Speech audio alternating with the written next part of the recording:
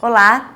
Hoje nós daremos início ao nosso segundo episódio da série Você no Comando, com o episódio Saia da Zona de Acomodação. A maioria das pessoas referem-se a essa zona como zona de conforto. Acredito que todos vocês já escutaram esse termo. Eu, particularmente, gosto de me referir a ela como zona de acomodação. Isso porque a palavra conforto remete a algo positivo, algo gostoso. Por exemplo, se eu fechar meus olhos, e deixar vir à mente o que a palavra conforto me traz, eu me imagino um sofá muito confortável, eu me vejo nesse sofá com os pés para cima. Se eu olhar para o meu rosto, eu estou muito feliz, muito tranquila, muito realizada e confortável nessa posição. Mas será que é esse o tipo de sentimento que essa zona de conforto nos traz? Acredito que não, né? A verdade é que a zona de conforto nos traz sentimentos completamente opostos ao de tranquilidade, felicidade e realização. Essa zona costuma nos gerar um sentimento muito mais de ansiedade, sentimento de angústia. Isso porque a gente se percebe completamente paralisados, com todo o nosso potencial adormecido e muitas vezes até questionando qual o sentido da vida, se a vida tem algum sentido. E é exatamente por isso que eu gosto de chamar essa zona como zona de acomodação, porque é exatamente dessa forma que nos vemos, acomodados. Acomodados a uma situação que nem sempre nos é positiva, acomodados a uma situação que dominamos às vezes, algo que fazemos muito bem, que sabemos executar, mas que não necessariamente é aquilo que deveríamos estar fazendo. Tá? Então é por isso que eu gosto de chamar essa zona de zona de acomodação ao invés de zona de conforto. Acho que faz sentido, concordam comigo? Eu acho que o segundo passo rumo ao controle total da nossa vida, rumo ao comando da nossa vida, é justamente esse, reconhecermos em qual aspecto da nossa vida nós nos encontramos em nossa zona de acomodação, quebrar esse ciclo, decidir por dar o primeiro passo para fora desta zona.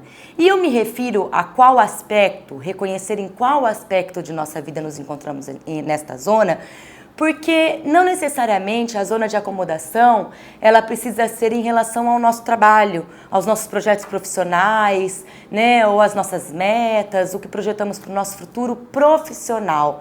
Podemos estar acomodados nos nossos relacionamentos, podemos estar acomodados no lugar onde moramos, acomodados em relação à nossa saúde, nosso físico e até mesmo acomodados em aprendermos algo novo, buscar algum conhecimento novo. Se por algum segundo te veio à mente, algo que você gostaria de fazer, mas não faz, ou algo que você acredita que faria muito bem, mas também não o faz, saiba que aí se encontra a sua zona de acomodação. Mas por que é tão difícil, decidirmos, tomarmos a decisão e darmos o primeiro passo para fora dessa zona de acomodação? Primeiro passo rumo à mudança, a construir algo novo e algo grandioso. E pode acreditar em mim, gente, é difícil para todo mundo. E a explicação está numa palavra muito simples, mas muito poderosa: medo. Medo em inglês significa fear. Fear é um acrônimo ou uma sigla de False Evidence that Appears Real. Falsa evidência que parece ser real. É claro que existem dois tipos de medo. O primeiro tipo de medo é aquele medo que ele é até positivo. É um medo que nos protege do perigo, que nos protege das situações de riscos. Então é aquele tipo de sentimento que nos invade quando vamos atravessar uma rua e percebemos um perigo de ser atropelados. Esse medo é um medo positivo. E o segundo tipo de medo é um medo que está na nossa mente, que está aqui na nossa mente. São pensamentos com relação a coisas futuras, a realizações futuras, baseado em nossas experiências do passado ou pura imaginação. E é exatamente sobre esse tipo de medo que o acrônimo se refere, a falsa evidência que parece ser real. Então são imaginações que nós temos, que nós projetamos para as coisas futuras, baseado em algum acontecimento que nós tivemos no passado ou somente pura imaginação mesmo. A verdade, gente, é que todas as pessoas sentem medo e não tem problema nenhum em sentir medo. Não há mal nenhum em sentir medo. Todo mundo sente. O problema está quando o medo nos tem. Não há problema sentir, não há problema ter medo. O problema está quando o medo nos tem. Todo mundo sente medo, desde a pessoa mais bem-sucedida que você conhece até a pessoa mais derrotada que você conhece. Todas experimentam esse mesmo tipo de sentimento. A diferença está na atitude, né? Uns dominam o medo e agem, decidam-se por agir, têm atitude mesmo sentindo medo. Outros são dominados pelo medo, paralisam e não tomam atitude nenhuma e não saem do lugar. E eu acho que eu não preciso nem dizer, né? Qual é a atitude dos vitoriosos, dos bem-sucedidos, das pessoas realizadas e qual costuma ser as atitudes das pessoas derrotadas. Acho que está muito claro aqui. E para a gente entender um pouquinho, né, desse processo da dificuldade de tomar a decisão de sair dessa zona de acomodação, eu acho que é legal eu expor para vocês 3 medos muito comuns que aparecem durante esse processo de tomada de decisão, de vontade de fazer algo novo, de vontade de fazer algo grandioso. O primeiro é o medo da perda, né?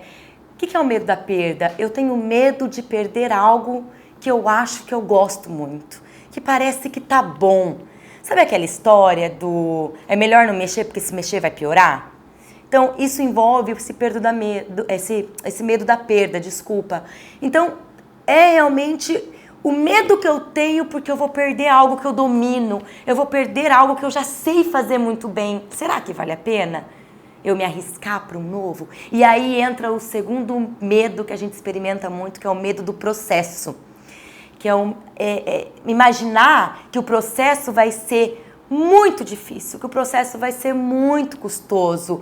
E eu imagino que esse processo é muito difícil e muito custoso porque eu ainda não domino, eu ainda não desenvolvi competência suficiente para o que eu quero me arriscar a fazer, para esse algo novo. E aí eu te digo, essa competência, ela só vai ser adquirida e só vai ser desenvolvida a partir de uma atitude de coragem. Nós sabemos que competência, né, capacidade, a gente desenvolve na prática. É fazendo que se aprende, não é assim o ditado? Então, nesse momento, no momento em que nós experimentamos o medo do processo, o ideal é nos dotarmos de coragem. Coragem para arriscar, para nos jogarmos ao novo e aí sim desenvolver capacidade, desenvolver competência nisso que nós estamos experimentando. E aqui eu queria compartilhar com vocês uma história que exemplifica muito bem isso que eu quero dizer. Algo que aconteceu com uma cliente minha de coaching, ela permitiu aqui que eu expusesse para vocês a história, né, a sua história. Ela é uma médica muito bem sucedida. E durante o nosso processo de coaching, ela foi chamada a participar de um projeto muito grandioso, queria alavancar a carreira dela, mas esse projeto envolvia a gravação de vídeos para seminários. E ela tem um perfil muito tímido, muito fechado, muito recatada. E nunca na vida se imaginou um dia gravando vídeos, né, se expondo frente a câmeras. E nesse momento, isso gerou um medo nela, né? Ela ficou se pelando de medo realmente, falando, Maria Flávia, eu não dou conta, imagina, eu não vou conseguir de maneira nenhuma.